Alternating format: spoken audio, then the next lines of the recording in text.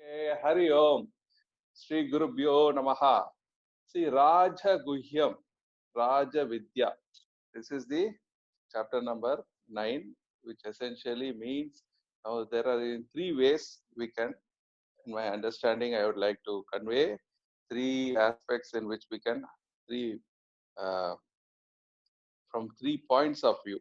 Raja Vidya Guhyam, king of all Vidyas. All that we know of is of no use. It is essential in life, but not the most essential.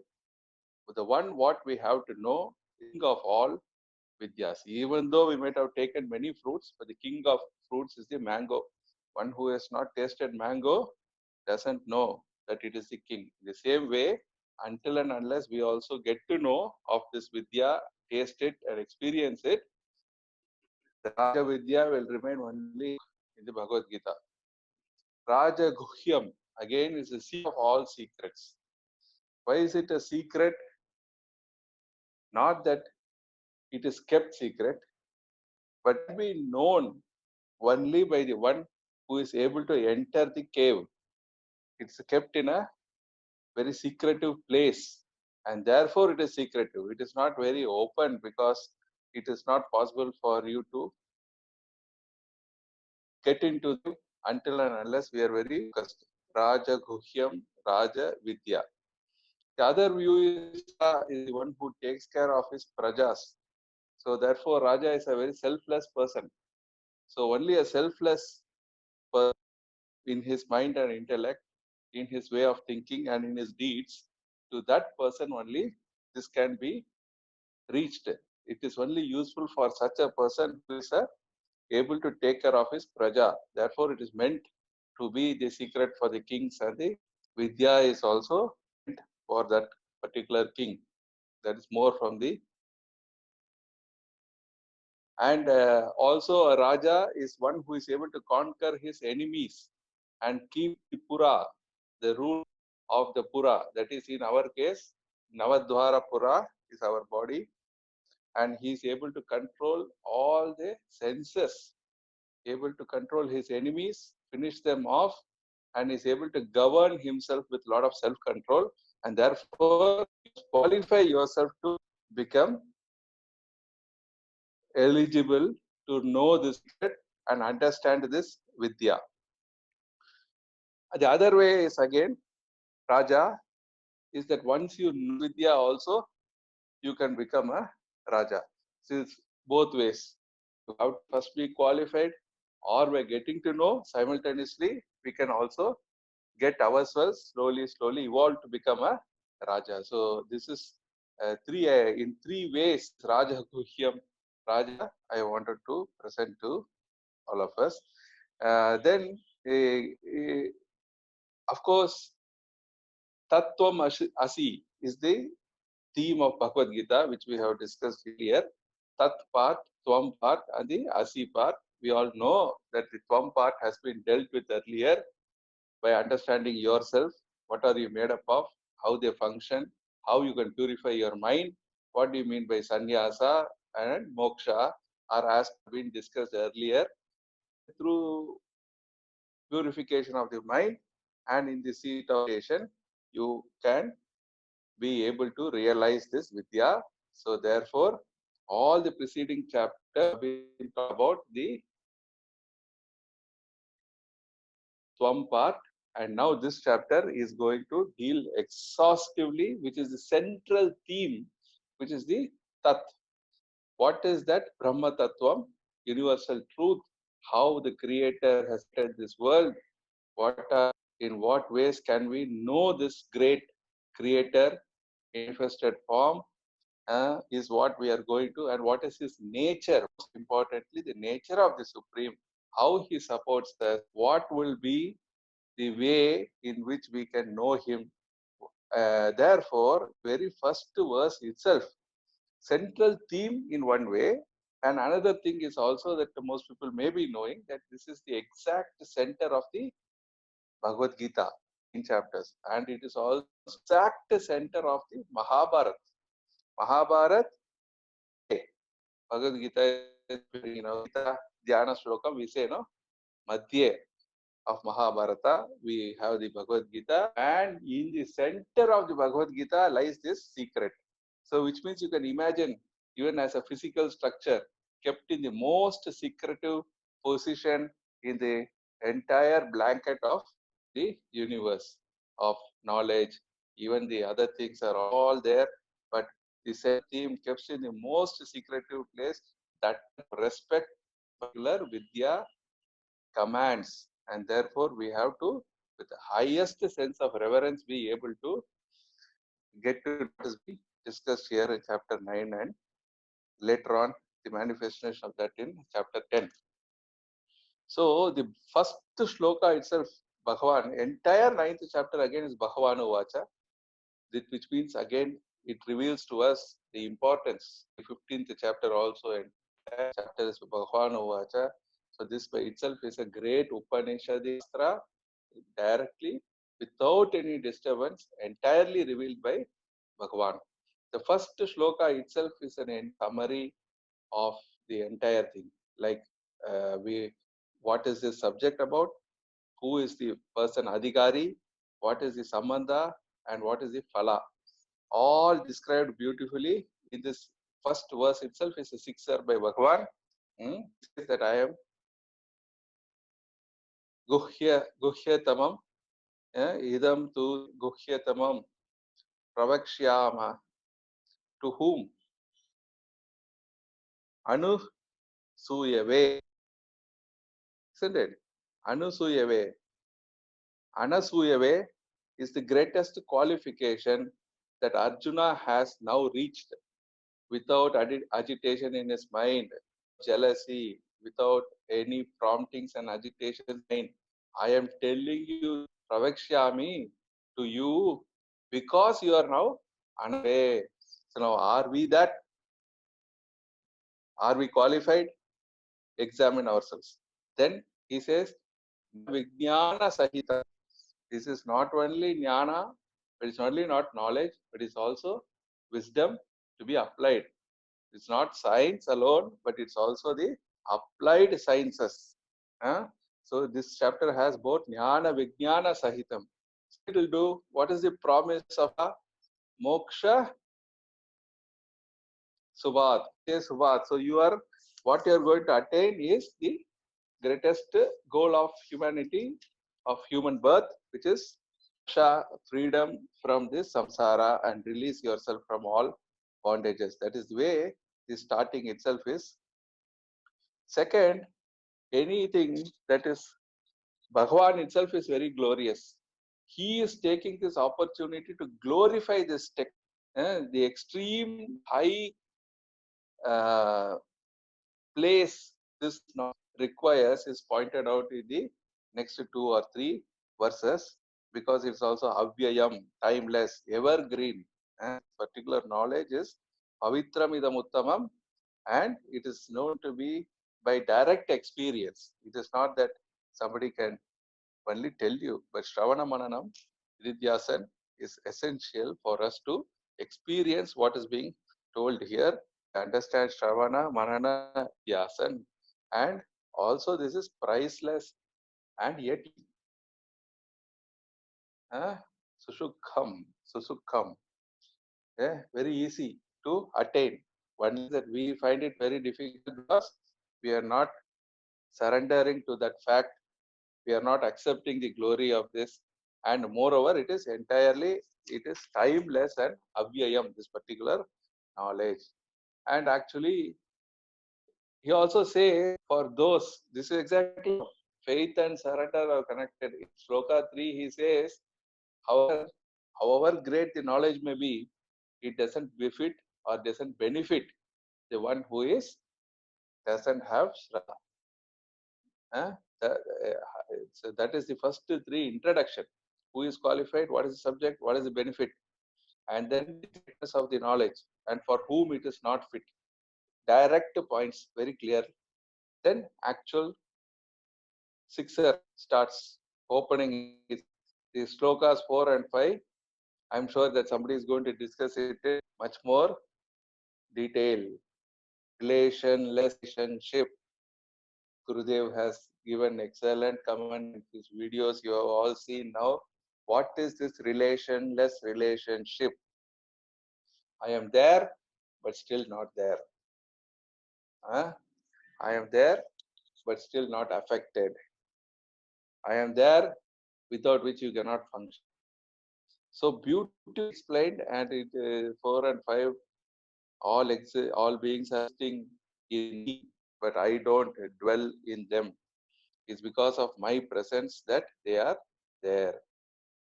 And Shloka number 5, for much more detailed discussion. Upanyas, please sound to me when I am crossing 20 minutes. Yes, sir, definitely. For understanding Shloka number 5, cause and effect, law of cause and effect, bring it into your mind. It's much easier for you to understand from the cause and effect. I am the efficient cause of all existence, yet I am not affected by it. His true nature is to support all, but not to be part of the effect. Without the cause, there is no effect. But whatever is the effect, it doesn't affect the cause. The effect doesn't affect. That is the takeaway. The effect doesn't affect the cause.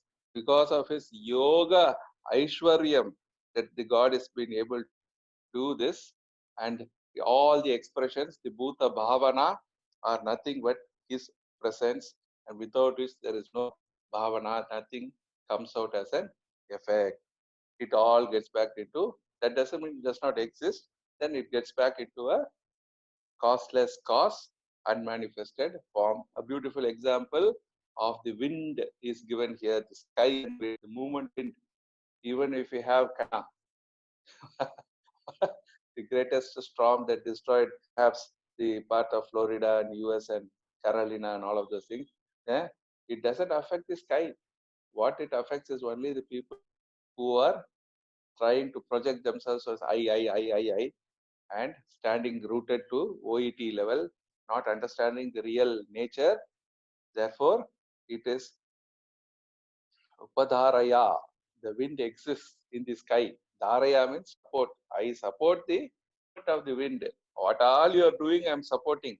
But I don't get affected by good wind, bad wind, something smelly, something nasty, good deeds, bad deeds, papa, punya. I am beyond those things. But however, without the sky, what can the wind do? Nobody can do anything. Such subtle knowledge. That's why Raja Vidya, Vidya of all Vidya. Where else can we get this kind of orientation? Clearly showing the limitations, conditioning of us by the limitless infinite. So these 4, 5, and 6 are beautiful verses for reflection, cause and effect theory. I recommend that we should examine and reflect from that point of view. Then come out of me and get back to me. Way in and way out. I am the only one. Nothing. No, there is nothing else. We all act in the day, go back to sleep, and come back in the morning. The entire cycle is supported by the Atma.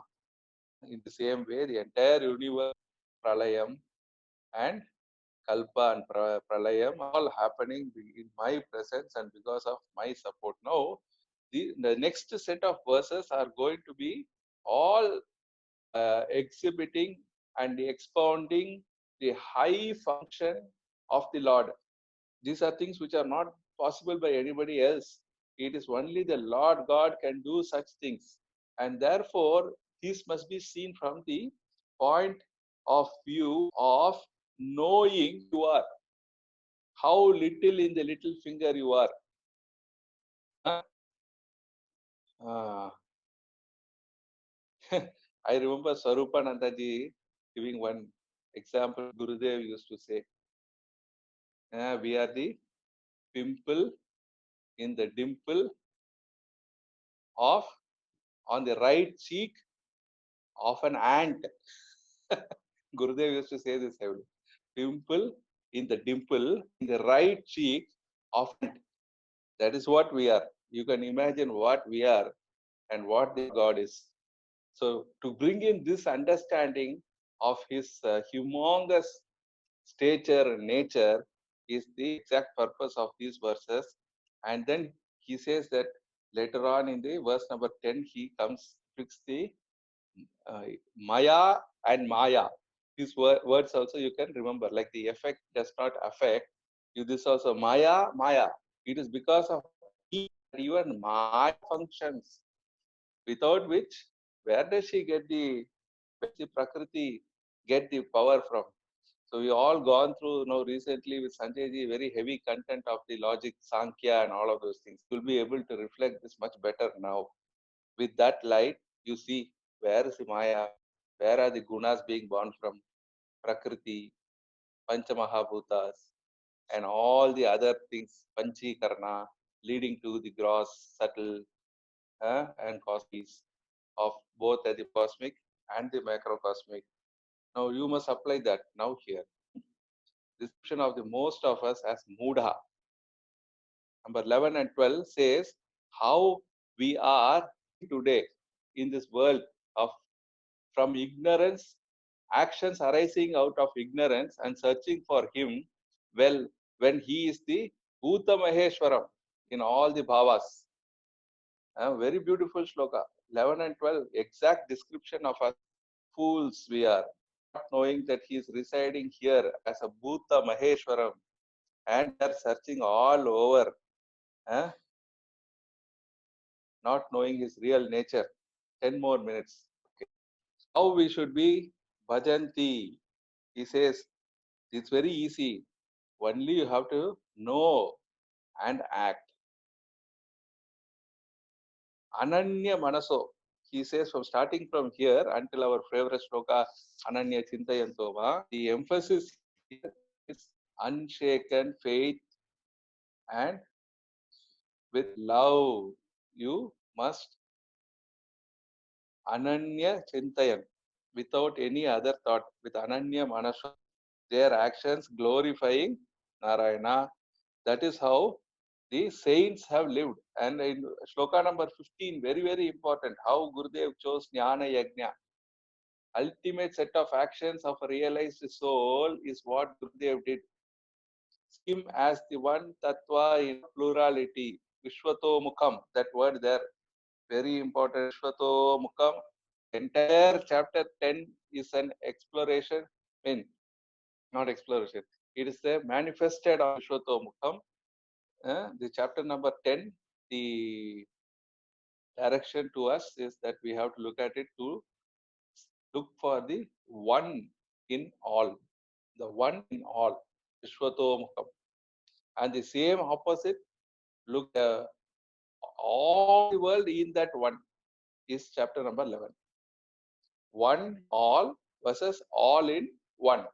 So this is this is the direction in which we have to start looking at. And great qualities 16, 17, 18, 19, great qualities of the Lord. Where the Lord is there, the Lord is present in all these qualities have been given there beautifully. And this is how we have to, where all the things that you can see the presence of Lord in a nutshell he has given. Because these things are very, very subtle, later on ask that this subtlety is something which is not difficult for me to comprehend and meditate. Where else can I see as I live in this world? And there comes the greatness of almost, I think, 78 aspects or 79 aspects by way of how we can get to know the glory of the Lord is described in 78, in the 78 items, all the way. It has been given there. Another point is that, of course, our we should aspire for in verse number 22, a very famous Ananya Chintayanto Mam Yejana Pariupasyate. All our directions, all our efforts are only for going and getting what we don't have or trying to preserve what we have. Yoga and Kshemam. If you have to be Ananya Chintayantoma, you have to have this assurance the Lord. Otherwise, mind will be in flux, trying to go and get what you don't have. So if you trust him and if you are able to surrender to his promise and rely on him, that the Ananya Chintayantoma is possible, not from materialist aspect alone. This Ananya Chintayantoma is not only from materialistic aspect. You also have to think what you don't have today is the experience of the Godhood. Isn't possible that he has it to you. It is only possible by the Lord give this experience through His grace. Therefore, Ananya Chintayantoma, most of us always consider it from the materialistic point of view, which is foolish. After knowing this Brahma Vidya and after, in essence, knowing the nature of the God, if you still think that this yoga and kshema are stupidity of materialistic worlds, we have not proved ourselves a bit. This is entirely His assurance that through dedicated thinking, steadfastness in self control, you will be able to realize me and you will remain there. That is what has been given in a different word form. You have to think. Ananya Chintayantama, most often misunderstood, is my opinion. Everybody thinks that LIC way of assurance, stupidity. But actually, the whole thing is very simple. Do all the dedicated to me. Yes, do all the deeds dedicated to me. Be my bhakta, be namaskars to me, respect me. Madhyaji, Mam Namaskuru. In Manmana Bhava, Mad Bhakto, Madhyaji, Mam Eva Ishyasi. You will become me. Mat. Okay. So even in all the forms that you worship, you are only worshipping me. That also Lord has given that example. But the final thing is that what we have to do, the to-do list is given here. Manmana Bhava. What benefits? Sashwata Shantam. By doing this, what do you get? And Name Bhakta Pranashyati. That also is a beautiful 31 verse number 31. It's a beautiful verse. Shipram Bhavati. Shipram Bhavati also. For who? Even for a sinner, he can. And none of my Name Bhakta Pranashyati. Full of assurances. Is going on. Lord Krishna is through his grace giving you so many assurances. And what to do? Very, very simple. Only that you have to with pure bhakti, with a leaf, with a fruit, water. That also has been told here. You don't have to elaborate rituals. Only you have to dedicate your mind and your actions to Him. Pure mind and devotion is the prerequisite. That is all. Nothing else. And in the, of course, moving on to number 10, the 78 item, I think all of you today will be giving different shlokas and elaborating that. But here again, he gives the entire creation. The entire creation has been given here. And Ananya Bhakti, I have told you, interpreting. And somewhere else also he has told that only one part of me is manifested. All that you are seeing here, the concluding verse of, I think, shloka number 10 of chapter 10 is saying that this is just only a small tip of the iceberg. But you must know that all that is manifested is only one part of me. Hmm? Hmm. Also in Purusha Shuktam, which we are studying, Pradeepji will also probably touch on that. Only one pada. Pada means quarter. Padasya Vishwa Bhutani. That means the entire Vishwa is only one quarter of me. 3 quarters are still unmastered. So you understand the dimple on the right cheek hand must understand that the entire universe manifested is only a part of this Brahman. And knowing that is the Raja Vidya.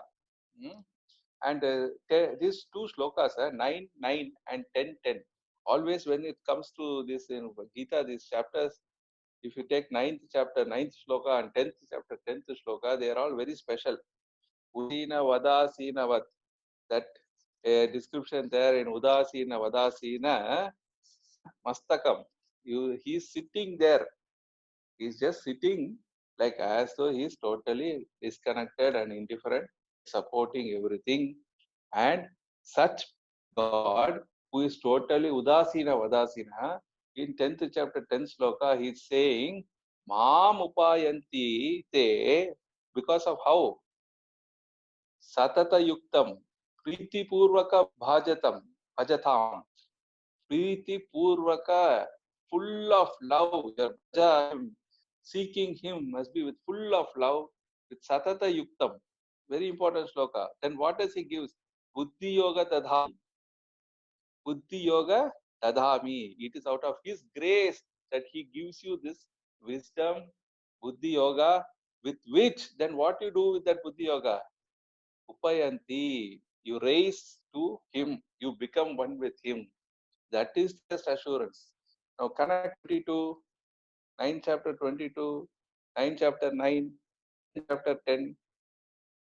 Analyze the whole, when you go back today, at the end of all these discussions, let us beautifully connect all these aspects. Time up, no? Isn't it? Time up, right? So I have to Yes, sir. close. 1 minute more. Yeah, good. So this is very beautiful, enriches our mind, helps us to understand the greatness of this, and help us to understand how little we are, how humble we should be. Priti Purvakam Bhajatam must be the one what we should try for, and then come one with him. It is told in many places. Also, the instructions are very clear. One manabhava. That is the summary, I think. So let us look forward for more from all our sadhaks, getting into more and more details. And in every matched form, what he is, Stavara, in all the unmoving, in Stavaram, Himalayam, but only I'm able to tell now because of the time limitation. But there is a great amount, 78 items are there. You can sit and count. Vyasa among Munis, Himalaya, Stavara among the Himalayas, among the Stavaras, and all great things. The sun among the Aditya, Vishnu among Adityas. So many things, beautiful things are there. So let us lion among the animals. So in all that we see greatness of the good or the greatness of the bad, even the Rakshasatvam in a Rakshasa is also his expression. The best of everything is what we can understand him to be his expression. So the whole world is nothing but the expression of the Lord, and the greatness is everything that is great is only because of his presence, and we are nothing. So these two magnitudes must be understood. We are here and he is there. That is only that is only picturesque representation of the Vishwarupa Darshanam. Arjuna is so small, whereas the Vishwarupa is something of unimaginable magnitude and with unimaginable number of things in plurality, everything, a million species in this universe and unknown universes, and even the coronavirus, and everything is functioning because of his presence. No reason can be assigned to anything that is happening. People obediently obeying of nature and of the Lord God, the Creator. The only one who has given this extra intelligence to question is not following what is supposed to be followed.